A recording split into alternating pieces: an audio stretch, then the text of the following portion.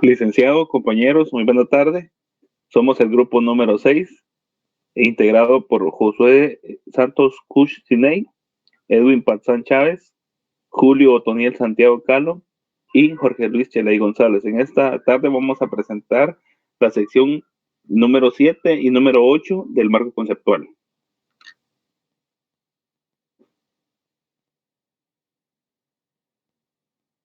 Licenciado, buenas tardes, compañeros, muy buenas tardes.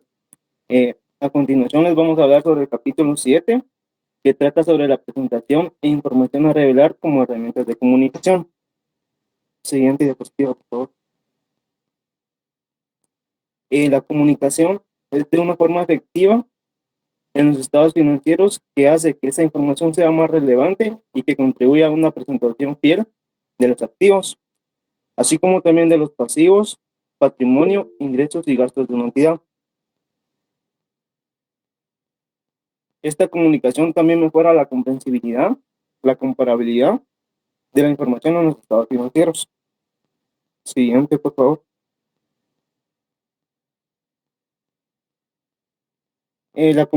Para que la comunicación sea efectiva, los estados financieros requieren que debemos centrarnos en los objetivos y principios de la presentación e información a revelar, en lugar de centrarnos en reglas.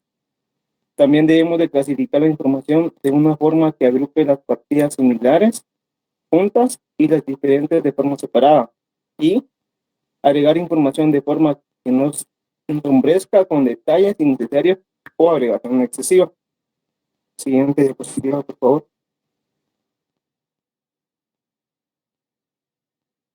Los objetivos y principios de presentación e información a revelar. Los objetivos nos apoyan a una comunicación más efectiva en los estados financieros. Además, estos objetivos nos ayudan a las entidades a identificar la información útil y a decidir cómo comunicar esa información de una forma más eficaz. También nos ayudan para facilitar la comunicación de forma efectiva en la información de los estados financieros. Para poder tener sus principios y presentación a revelar, las normas nos requieren un equilibrio necesario entre dar a las entidades flexibilidad de proporcionar información relevante y que nos presente fielmente en los activos, pasivos, patrimonios e ingresos de la entidad, como también requerir información que sea comparable de un periodo a otro para una entidad que informa y dentro del mismo periodo sobre el que se informan entidades. Siguiente, por favor.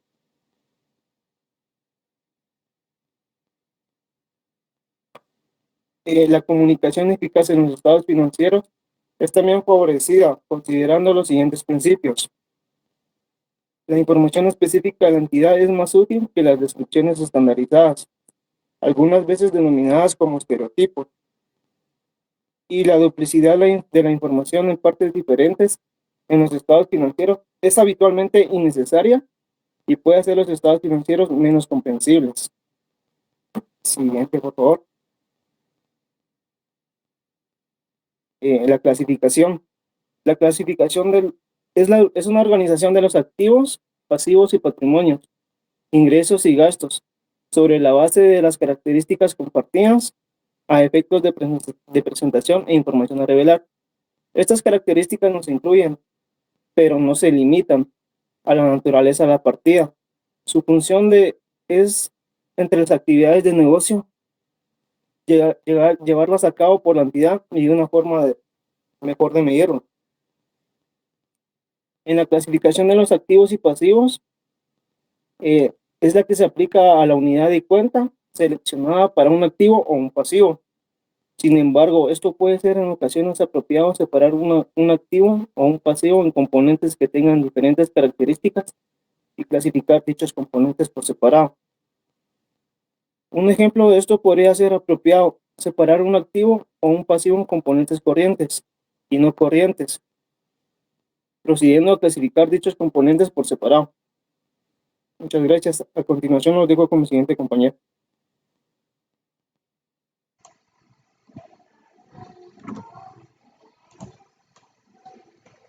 Muy buenas tardes, licenciado. Un placer saludarlo. Mi nombre es Jorge Luis Chelay González. Yo soy la persona que va a estar a cargo del tema de clasificación de activos y pasivos. Eh, es importante venir y clasificar el activo y pasivo para tener una mejor información de acuerdo a lo que establece la norma. Por ejemplo, tu activo, como bien ya sabemos que un activo desde su punto de vista, de su definición, es todo un recurso financiero que cuenta, que es con lo que cuenta la empresa, y un pasivo son todas sus obligaciones, ¿verdad? Para que la información sea más fluida, tiene que estar clasificado su activo y su pasivo. De esta forma, venimos y colocamos nuestro activo en una forma ordenada como activo corriente, activo no corriente, y luego venimos al pasivo como pasivo corriente y pasivo no corriente para que el corriente sea definido entre un periodo de ejecución de cuentas del corriente de un año menor a un año, ¿verdad? Y el no corriente es mayor a un año. Y todo lo que es un activo fijo. Compensación. Cuando hablamos de compensación es que al momento de sumar tanto el activo, el total del activo como el pasivo más el patrimonio neto, tienen que ser sumas iguales. Esto viene a compensar tanto, eh, eh, podríamos decir que todos nuestros activos compensan nuestros pasivos y todavía nos da un resultado de nuestro patrimonio que encontramos la cuenta como capital, ¿verdad? La cuenta capital es el recurso financiero que cuenta la empresa, su patrimonio. Eh, y clasificación de patrimonio. Podemos hablar de la clasificación del patrimonio, es porque aquí el patrimonio viene y la norma establece que es muy útil clasificar los derechos del patrimonio porque de una forma análoga, debido a que como el patrimonio tiene varias cuentas en las cuales se deben de clasificar ciertos saldos, como las utilidades no distribuidas.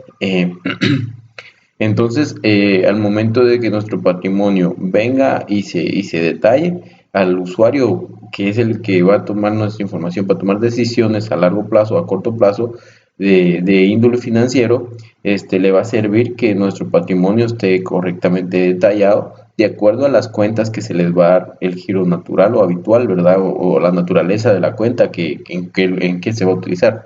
La clasificación de ingresos y gastos.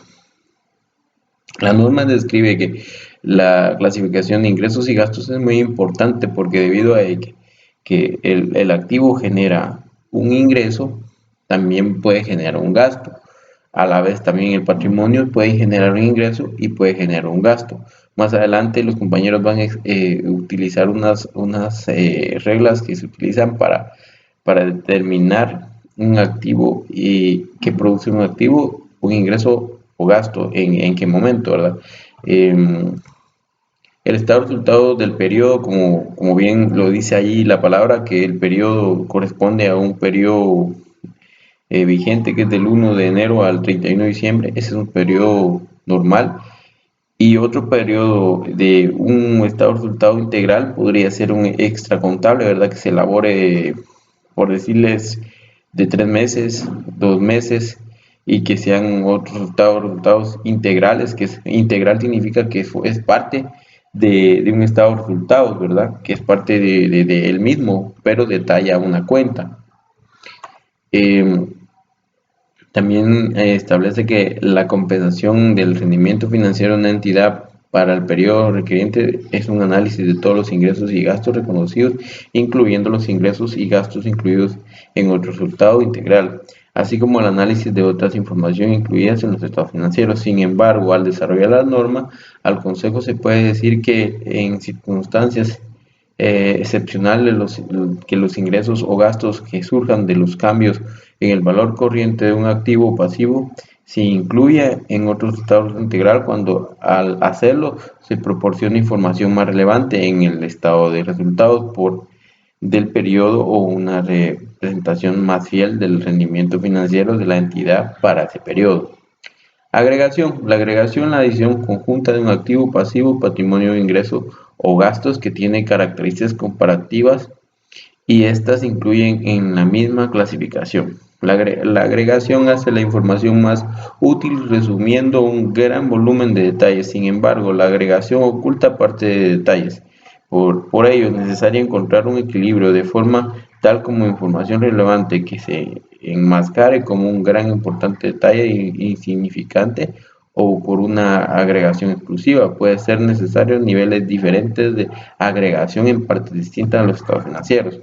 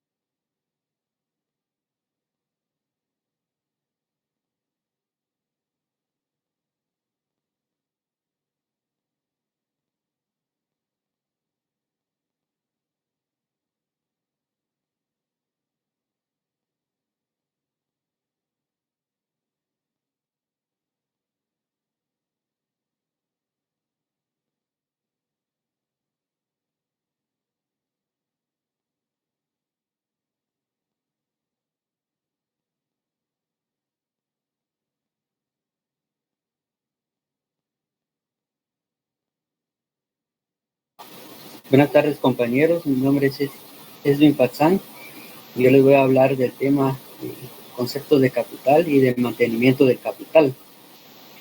Pues capital tiene dos definiciones y se traduce, como primera, se traduce en la consideración del dinero invertido o del poder adquisitivo invertido. Capital es sinónimo de activos netos o patrimonio de la entidad.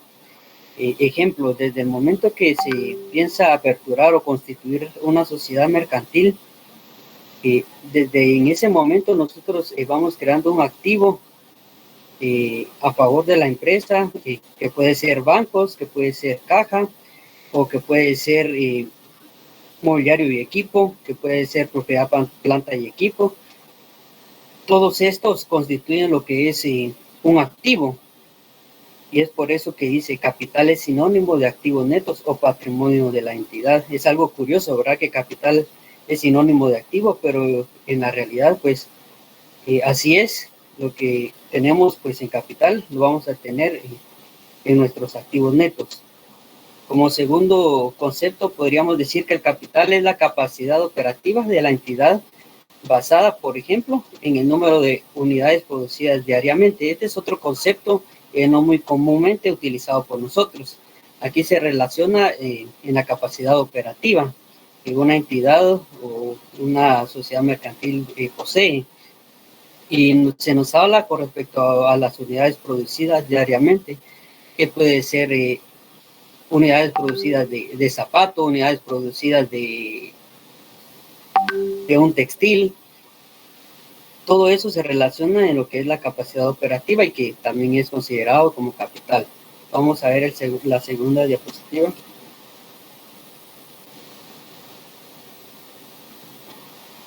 Para seguir vamos a la nueva diapositiva.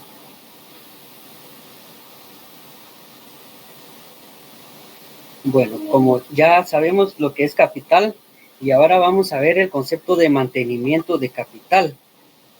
El concepto de mantenimiento de capital se relaciona con la manera en que una entidad define el capital que quiere mantener. Con esto se relaciona lo que es el mantenimiento o el concepto de mantenimiento de capital. Y para ello tenemos dos clasificaciones, que es el mantenimiento de capital financiero y el mantenimiento de capital físico. Así como vimos que nuestro concepto de capital tiene dos definiciones, pues a la misma vez el mantenimiento de capital se relaciona con estas.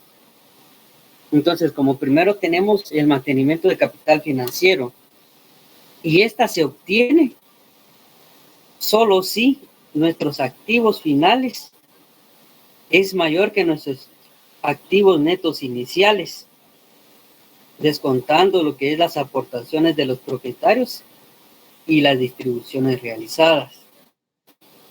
Entonces, podemos tomar como, por ejemplo, el año 2021, tenemos cierta cantidad X de nuestros activos netos contra nuestros activos netos iniciales del año 2022. También tenemos lo que es el mantenimiento de capital físico. Nuevamente lo relacionamos con nuestra capacidad operativa. Entonces se obtiene solamente si tenemos una ganancia de lo que es capacidad operativa final, va a ser mayor que la capacidad operativa inicial, deduciendo nuevamente lo que son las aportaciones de los socios o de los propietarios y descontando lo que es las distribuciones realizadas, en este caso de los dividendos pagados. Dejo el tiempo a mi compañero que sigue con la exposición.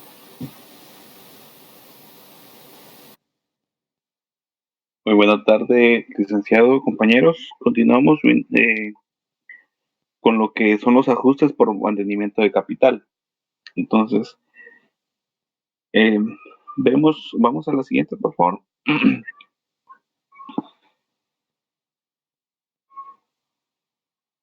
La reevaluación, dice, o reexpresión del valor de los activos y pasivos da lugar a incrementos o decrementos en el patrimonio, ¿verdad?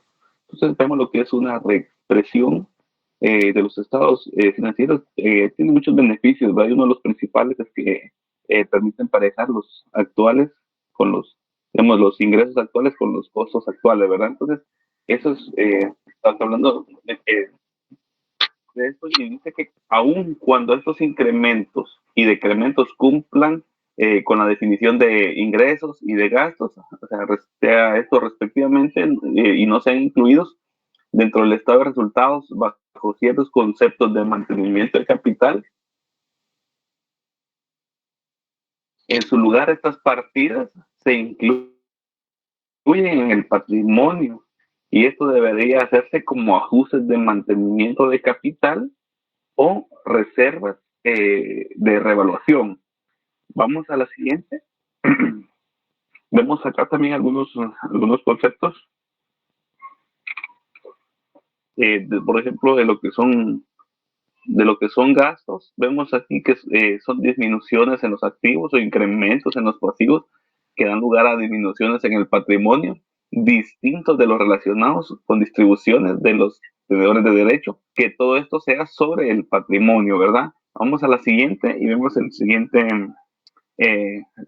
concepto, que son los ingresos, que acá nos habla en esta parte, y acá para que nos quede todo claro, los ingresos según las normas son incrementos en los activos o disminuciones en los pasivos que dan lugar a incrementos en el patrimonio, todo esto distinto de los relacionados con aportaciones de los tenedores de derechos sobre el patrimonio. Entonces, acá termina lo que es la sección 8 de nuestro marco conceptual, ¿verdad? De lo que nos tocó a nosotros, y muchas gracias por su atención y buena tarde.